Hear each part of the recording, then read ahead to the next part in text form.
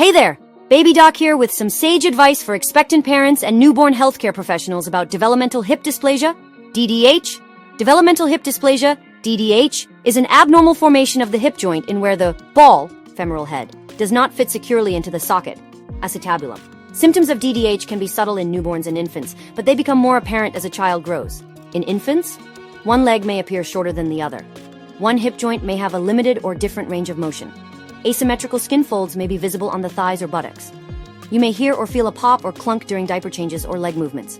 The exact cause of DDH is unknown, but a combination of genetic and environmental factors are believed to be responsible, such as breech birth, female sex, as DDH is 4 times more common in girls, a close relative with hip dysplasia. Firstborn child.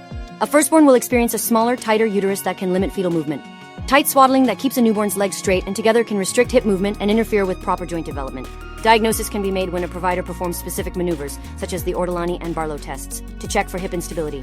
Additionally, for infants under 6 months, an ultrasound is used to get detailed images of the hip joint, which is still largely cartilage. This is typically done 4 to 6 weeks after birth. For children 6 months and older, an X-ray is the preferred imaging method because their bones have started to harden. Treatment for DDH depends on the child's age and the severity of the condition.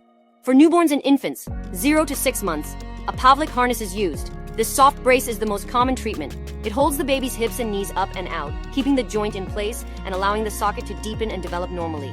It is typically worn full-time for several weeks. For older infants, 6 to 18 months. Closed reduction and spica cast to hold the hip in position for several months. For toddlers and older children, open reduction surgery. In adolescents and adults, corrective surgery or hip replacement may be necessary.